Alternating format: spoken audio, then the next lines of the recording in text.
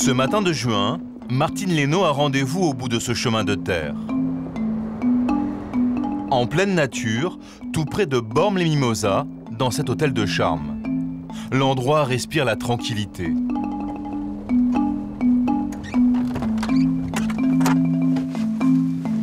Il pleut, mais Martine Leynaud s'en moque. Elle ne vient pas passer quelques jours de vacances. Elle est inspectrice et aujourd'hui, elle a une mission très particulière. Bonjour madame. Bonjour. Je suis madame Leynaud du service des fraudes et je viens pour la visite de classement de votre établissement. Et bien rentrez, je vous en prie. Elle va décider ou refuser le classement de cet hôtel. Oui, allez-y, je vous en prie. Ça risque rien. Donc on va visiter l'établissement. Je vais regarder tout ce qui est commun d'abord. D'accord. Cette jeune hôtelière a complètement rénové cette ancienne chambre d'hôte et veut décrocher les 3 étoiles pour son établissement. Vous êtes un peu inquiète? Un petit peu, mais bon, j'espère que ça va aller. Donc je mesure. Le contrôle va durer plus de 2 heures. Armée de ce petit instrument, un télémètre, l'inspectrice ausculte l'hôtel sous toutes ses coutures. Des dimensions... 97. Première obligation pour être classé, la superficie des pièces. Pour un 3 étoiles, le hall et le salon doivent mesurer au moins 80 mètres carrés. Donc là, vous passez sans problème. L'inspection commence bien. L'hôtelière est confiante et très fière de présenter son domaine, surtout la piscine. Vous avez les consignes de sécurité, les hauteurs, tout ça, Tout à fait. inscrites. On a un Vous organisme connaissez- agréé par l'État qui est venu, qui nous a tamponné, comme quoi on est aux normes de sécurité, on ne peut pas faire mieux. La piscine, c'est un plus, mais ce n'est pas déterminant pour décrocher 3 étoiles. Donc on va attaquer par la visite des chambres extérieures. La déco, ça change à chaque fois. Première chambre et premier détail qui cloche. L'éclairage général. Alors là, n'est-ce pas, qui marche bien. Avec va-et-vient, à la tête du lit. Non, je ne crois pas. C'est une obligation. Et il vous faut une lampe sur le bureau, qu'il n'y ait pas non plus. Vous le saviez, ça? Non, je ne savais pas au niveau de l'éclairage, mais bon, Non. madame va tout me noter comme ça, c'est Une parfait. lampe. L'éclairage est à refaire. Éclairage tête de Et ce n'est pas tout. Pour obtenir les 3 étoiles, manque un autre accessoire indispensable. Pas de téléphone. Non, pas de téléphone. Donc ça, c'est un critère aussi qui manque. L'autre, c'est le même volume. Au détour de la visite, et sans prévenir, l'inspectrice laisse tomber la sentence. Ça, c'est la numéro 6 à l'avant. Donc je ne vous cache pas que ça ne va pas passer. C'est un coup dur, là? Bah, un petit peu quand même, hein. Parce que bon, le but, c'est de justement avoir ces fameuses étoiles Pour la clientèle. pour la clientèle. Parce que malheureusement... Ça compte vraiment pour la clientèle, ces étoiles? Bah, il faut se mettre à la place du client. Le client, il ne sait pas où il va aller. Bon, il a certains critères. Mais bon, dans son esprit, l'hôtellerie 2-3 étoiles, déjà, voilà, c'est un certain standing. Pour avoir 3 ou même 2 étoiles, l'hôtelière devra faire installer le téléphone dans ses 10 chambres. En attendant, ce mât provençal restera un hôtel non classé. Des étoiles si convoitées et apparemment si difficiles à obtenir. Pourtant, les 18 000 hôtels classés en France et leurs 600 000 chambres ne sont pas toujours en très bon état. Un tiers de l'hôtellerie française serait même à bout de souffle. Un constat inquiétant dans un pays qui est la première destination touristique au monde. Chaque année, plus de 80 millions d'étrangers visitent la France. De quels maux souffre l'hôtellerie française? Peut-on faire confiance au classement des étoiles? Comment certains hôteliers se battent-ils pour changer leur image?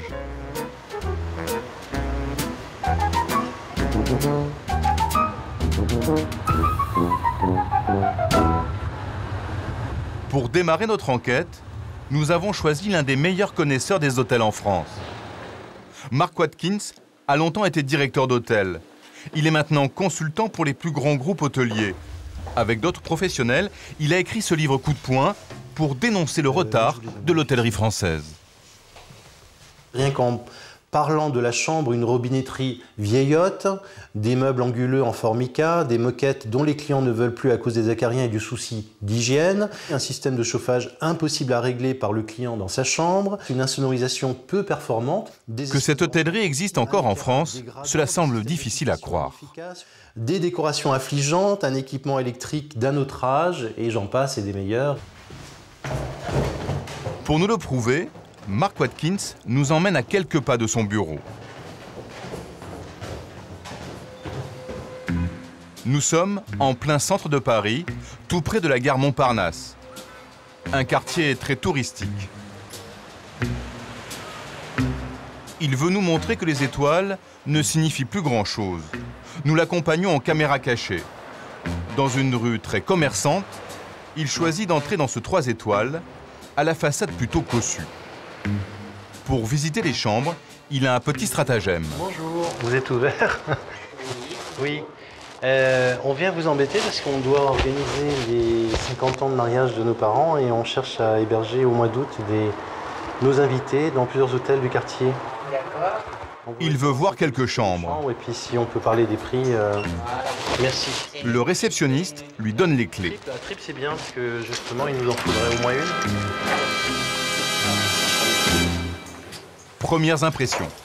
L'état des meubles, et c'est rarement vu comme ça, c'est pas du patiné, c'est carrément, on dirait des meubles de brocanteur. Le minibar, le meuble complètement abîmé par les boissons, par tous les meubles en bois. Nous sommes bien dans un 3 étoiles. La chambre est aux normes. Il y a bien un téléphone et une lampe sur le bureau. Au niveau de l'aération? C'est étouffant la chambre, elle est carrément étouffante et ça veut dire qu'il va falloir ouvrir la fenêtre, en plus on n'y accède pas directement. Pour accéder à la fenêtre, il faut enjamber ces 3 lits. Il mérite ces 3 étoiles, si on peut appeler ça mérité, parce qu'il correspond. Les chambres dépassent largement les superficies obligatoires, mais c'est absolument inacceptable ce type de produit. Cette chambre est louée 80 € la nuit. À 200 mètres de là, Mark Watkins veut nous faire visiter un autre 3 étoiles. Ici, la vétusté est visible dès l'entrée. Dans l'ascenseur, les dalles sont mal fixées. À l'étage, la porte extérieure est recouverte d'une colle gluante. Et dans la chambre, ça ne s'arrange pas. La moquette est usée, la poussière omniprésente. Le lit, tout est sale, il y a de la poussière partout. C'est vraiment... Oh là là, la couverture, je veux bien faire le pari que cette couverture n'a pas connu le pressing depuis beaucoup de mois, sinon quelques années. Dans la salle de bain, ce n'est pas vraiment mieux. Donc, ce qu'il y a de pire, oh là là, l'éclairage. L'éclairage, c'est blafard. Alors, regarde les brûlures de cigarettes. Ça, c'est quasiment, c'est gondolé, c'est en train de se démonter. Il y a de la moisissure en dessous, de la crasse, enfin, j'ose même pas savoir ce qu'il y a derrière. Et pour finir, il va tester la ventilation. Parce que... Oh, ça marche pas. Le papier doit rester collé. Voilà. Ça veut dire qu'il n'y a pas d'aération, de ventilation. Avant de partir, il veut jeter un œil sur la salle des petits déjeuners, mais interdiction d'entrée. Attendez pas, c'est privé, monsieur. Vous voulez aller à l'hôtel, c'est à l'hôtel. La pièce est occupée par un salon de la voyance. 1 heure de visite et une conclusion s'impose. Les étoiles ne garantissent pas la qualité de l'hôtellerie. Aujourd'hui, le consommateur est dans le flou le plus total et il ne peut pas aujourd'hui avoir de promesses garanties. Il n'a aucune idée de ce qu'il va trouver dans un hôtel quand il va s'y rendre. Et finalement, le seul moyen pour lui de le savoir, c'est d'y séjourner et il fera son idée à la fin de son séjour. S'il y a un tel laisser-aller dans les hôtels, c'est aussi parce qu'il y a très peu de contrôle des services de la répression des fraudes. Au mieux, 1 tous les 8 ans. Et certains hôteliers abusent de la situation. Gwenelle et Guillaume en ont fait l'amère expérience. C'était l'été dernier, leur première vacances en amoureux. Ils ont décidé de partir 1 semaine dans les gorges du Verdon et trouvent leur hôtel sur Internet. Tout de suite séduits par ces photos qui présentent l'établissement. C'était propre, belle bâtisse, c'était pittoresque, quoi. C'était verdoyant, c'était bien, quoi. Je veux dire, la vraie maison du Sud, quoi. Apparemment un cadre authentique, tranquille et des chambres confortables. Mais arrivé à l'hôtel, première surprise. On a été logés donc dans des annexes, on faisait le tour de la grande bâtisse, on remontait un peu un chemin et voilà. Dans l'annexe, voici leur chambre. Ils l'ont photographiée et elle ne ressemble pas du tout à celle présentée sur le site de l'hôtel. Sentelle renfermée, moisissure. Bon, salle de bain toute petite mais sale. Enfin, plein de... Les joints pas propres, enfin on le voit sur les photos, de la moisissure, les grilles de ventilation pas nettoyées, des toiles d'araignée partout. Voilà, ça donne pas très bonne impression quoi, au départ.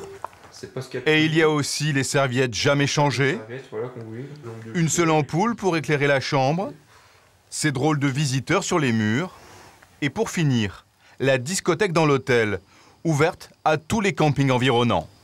Donc va-et-vient, les bruits, les jeunes, donc pour se reposer, pas le top. Un séjour cauchemardesque. Pourtant, le site affiche la recommandation de guides célèbres, le Routard ou le Petit Futé. Comment un hôtel comme celui-ci peut-il être proposé par les guides? Sur quels critères les adresses sont-elles sélectionnées? Nous prenons rendez-vous avec le guide du Routard à Paris. C'est ici que l'équipe d'Amanda Keravel rédige les 45 titres sur la France. Venez, je vous emmène dans l'antre de la France. Nous leur montrons le courrier de réclamation envoyé par Gwenaëlle et Guillaume à une association de consommateurs. C'est peut-être une adresse qu'on a eue avant.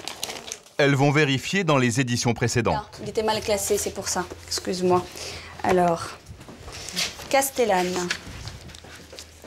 Castellane, 459. Non, on l'a pas. L'hôtel n'est plus recommandé par le guide depuis 2002. Mais ça, le site internet ne le mentionne pas. Alors, où est-ce qu'ils auraient mis? Ouh là là là là. Ouais, faut les donc appeler, là. typiquement, voilà, c'est quelqu'un qui se prévaut d'une insertion dans le routard et qui n'y est pas. Et qui en plus a mis une mauvaise couverture de guide. Et une vieille. À l'heure où les étoiles ne sont pas un gage de qualité, une recommandation dans un grand guide, c'est pour l'hôtel l'assurance d'au moins 30% de clients en plus.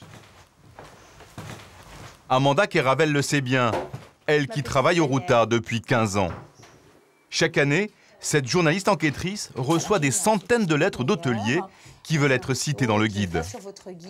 Alors là, c'est une chambre d'hôte, un ancien couvent. Alors ça a l'air très sympa. Si vous passez sur la route N21, sortie Castillonnaise, vous vous dirigez sur votre gauche, direction Lausanne. Nous sommes en plein bourg, un ancien couvent avec un passé qui vaut le détour. On va voir tous les établissements qui demandent et qui nous sollicitent pour une insertion dans le Routard. Il y a énormément d'établissements, j'imagine, qui vous sollicitent. Énormément, énormément.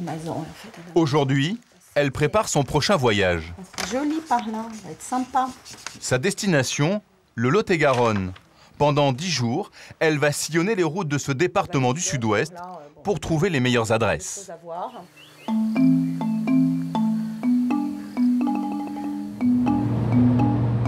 Une semaine plus tard, dans la campagne près de Villeneuve-sur-Lot, nous retrouvons Amanda Keravel. Sur la route, ce ne sont pas les étoiles qui la guident.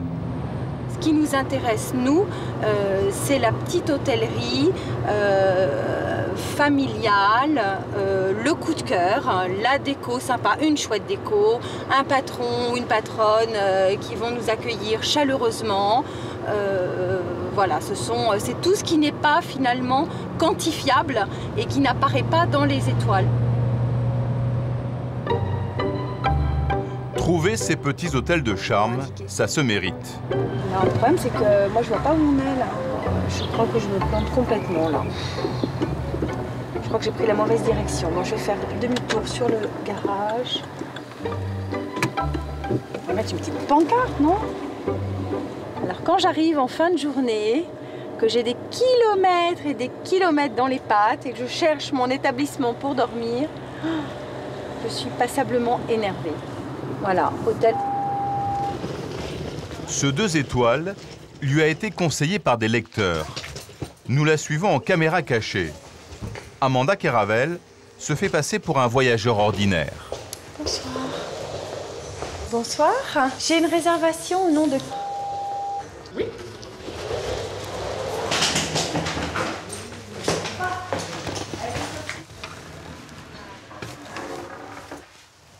C'est pas mal du tout.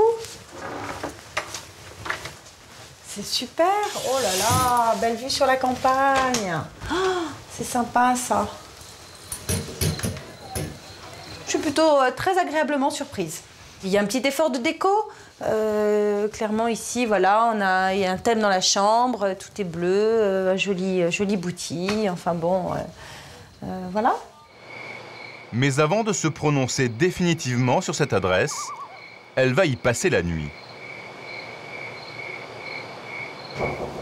Au matin, l'enquêtrice est un peu moins enthousiaste que la veille. Bien dormi? Très bien, merci. La literie était correcte? La literie était parfaite, impeccable, rien à dire. Les oreillers moelleux et juste ce qu'il fallait en dureté. Le bruit des petits oiseaux au réveil, le jet de douche formidable, très bien. Le bruit des voisins? Alors, je pense que ça va être mon bémol. Effectivement, il y a une assez mauvaise insonorisation. Alors là, l'hôtel n'est pas complet, donc c'est parfaitement acceptable. Je pense qu'en haute saison, ça doit être assez infernal. Un bon petit déjeuner là-dessus? Oui. L'accueil a beau être sympathique, le petit déjeuner va la décevoir. Sur le buffet, elle ne trouve que des compotes et des confitures industrielles. Alors, on a les fruits du verger, hein, le verger d'en bas, voilà, ils sont là-dedans, en pot.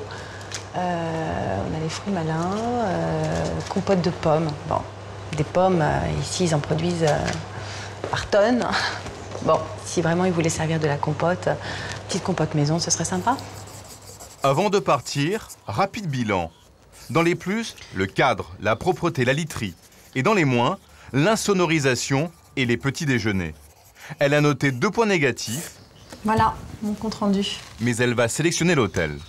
Je suis frustrée parce que je me sens obligée de le sélectionner dans la mesure où je n'ai rien d'autre et que je sais que c'est un grand classique et finalement c'est presque humain. Cet hôtel qui jouit d'une situation de monopole risque d'abuser de cette situation de monopole. Alors voilà, bon, pour le moment, l'accueil reste relativement souriant. Tout va bien, on va voir comment ça va évoluer. Elle repart à la recherche de son coup de cœur du jour.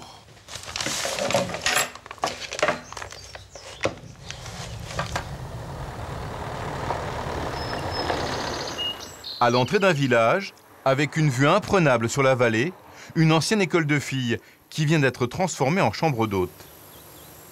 Apparemment, c'est un peu austère. Mais à l'arrière de la bâtisse, elle va découvrir une belle terrasse, de très grandes chambres meublées avec goût et des salles de bain très tendance. C'est génial. C'est digne d'un 3 étoiles. Elle est séduite par les lieux, mais aussi par les prix.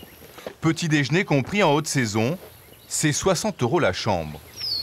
À la sortie, une fois de plus, elle n'a pas dit qu'elle travaillait pour un guide célèbre. Cette maison d'hôte, elle est, à mon avis, exceptionnelle. Parce que déjà, de par sa situation, de par la déco, qui est quand même d'un bon goût assez unanime, et puis d'un rapport qualité-prix défiant toute concurrence. Je me mets dans la peau du lecteur. Si je viens dans la région, que ce soit seul, en couple ou en famille, c'est ici que je souhaiterais résider. Oui, Pas à l'hôtel. Pas à l'hôtel. Depuis une dizaine d'années, les chambres d'hôtes sont à la mode et sont devenues des concurrents très sérieux des hôtels. Les hôteliers ont compris le danger et contre-attaquent. Certaines chaînes font désormais de l'accueil et de la qualité des arguments pour reconquérir la clientèle. Pascal Massé est le patron d'un de ces réseaux. Sous sa bannière, 200 hôtels indépendants. Comment fait-il pour les sélectionner ? Voici quelques jours, il a été contacté par des hôteliers qui veulent intégrer sa chaîne. Ce matin, direction la Sologne pour découvrir leur hôtel. Ce 3 étoiles aux allures de maison de maître. C'est un hôtel bien entretenu, soigné, les jardins. On voit qu'ils font quand même un effort au niveau de l'accueil client et au niveau de l'image de l'établissement. Bon, on va aller leur rendre visite. L'hôtel vient de changer de main. Les nouveaux propriétaires ont à peine 30 ans. Ils savent que pour intégrer une chaîne, ils doivent rajeunir leur hôtel et rénover plusieurs chambres, comme celle-ci. Donc là, on est effectivement sur une chambre. D'accord. Elles ne sont pas du dernier cri. Là, on est en fait sur Romorantin. Entrer dans la chaîne de Pascal Massé, c'est s'assurer au moins 20% de chiffre d'affaires en plus. Mais pour entrer, il y a un examen à passer, une inspection détaillée. Chaque point est étudié, chaque point, vous prenez soit une pénalité ou soit un bonus. Et puis ensuite, en fonction des classements et de l'atmosphère de votre établissement, on vous accorde un classement interne. D'accord. Et qui va de... Qui va de 1 en fait à 3 oreillers. 1, 2 ou 3 oreillers, c'est le système de classement dans la chaîne.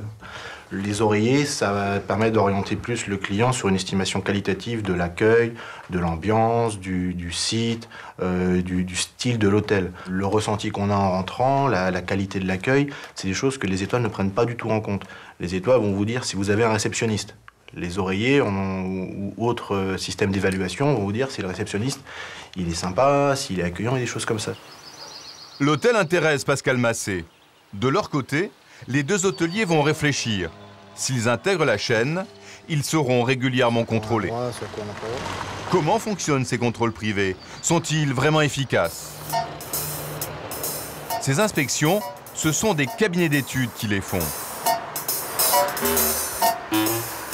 Près d'Épinal, un hôtel 2 étoiles dans une zone industrielle. Mais... Chambre 19, 8 h du matin. Isabelle met la dernière main à son rapport. Propreté, baignoire pareil, il n'y a pas de douche. Vous ne verrez pas son visage. Employée par une société privée, elle a été chargée d'inspecter l'hôtel. Je vous rends l'objet. Elle vient de passer la nuit ici et va maintenant dévoiler son identité à l'hôtelier. Bon, donc vous m'avez dit que je vous devais combien? 81,40. 81,40.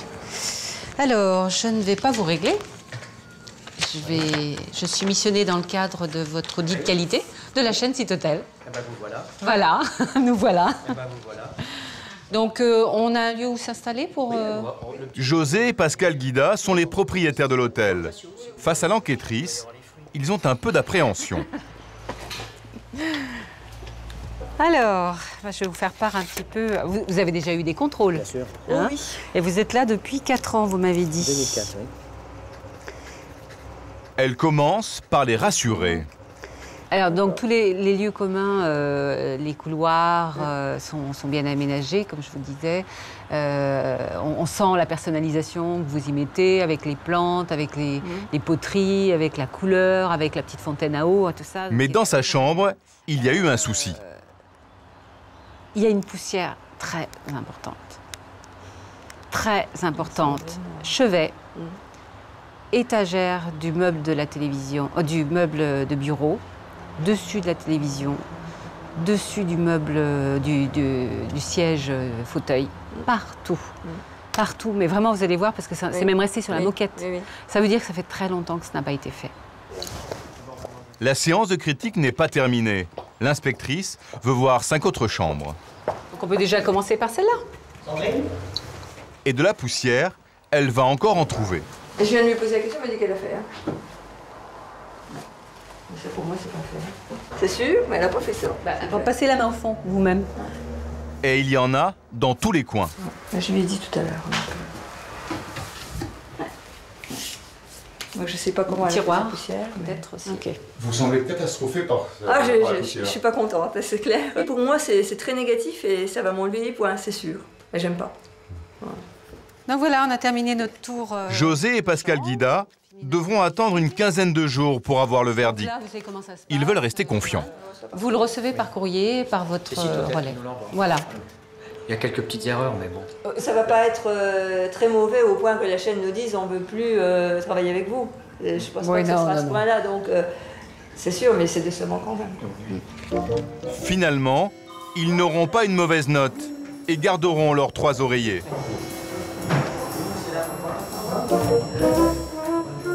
Un contrôle peut coûter cher, un déclassement ou pire, l'exclusion de la chaîne. Et comme ce sont les hôteliers qui paient ces inspections, il y a parfois des pressions sur les cabinets d'études.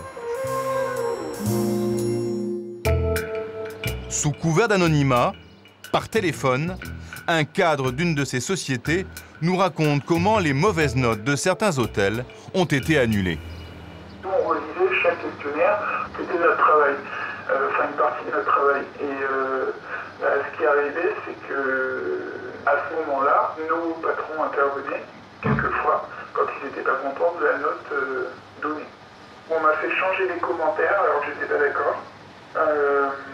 Donc vers le positif évidemment. Tout ça parce qu'ils connaissaient le directeur, soit parce que c'est un grand hôtel et qu'il ne faut pas lui mettre une mauvaise note ou quoi. Pourtant, ces contrôles privés pourraient bien devenir la règle dans l'hôtellerie.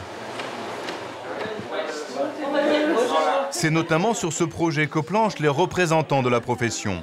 Leur idée, transférer l'attribution des étoiles et le contrôle des hôtels de l'État à des cabinets privés. On souhaite passer d'un système où on était contrôlé une fois pour toutes et jamais recontrôlé sauf catastrophe, à un système où on sera contrôlé régulièrement entre 3 et 5 ans. Pour l'instant, il nous semble quand même très probable que l'État n'aura pas le budget pour assurer un contrôle des 18 000 hôtels en France. Donc si on veut que ça soit fait, il faut qu'il y ait des auditeurs externes. Mais il n'est pas question que ce soit nous, que ce soit monsieur qui vienne contrôler mon hôtel et moi qui aille contrôler le sien. Non, ça serait petits arrangements entre amis, nous n'en voulons pas. Sur cette question, le gouvernement a tranché. Ce sont bien des sociétés privées qui seront chargées du contrôle. Un grand projet de loi pour réformer les étoiles est à l'étude. D'ores et déjà, les palaces ont obtenu ce qu'ils voulaient depuis longtemps, la création d'une catégorie 5 étoiles. La Croisette, à Cannes, à 2 pas du Palais des Festivals, l'un des plus mythiques palaces français. Un hôtel art déco face à la Méditerranée. Le maître des lieux ici s'appelle Pascal Brun. C'est le directeur depuis plus de 10 ans. Pour rester dans la course aux étoiles, il vient d'investir 11 millions d'euros pour un grand lifting de l'hôtel.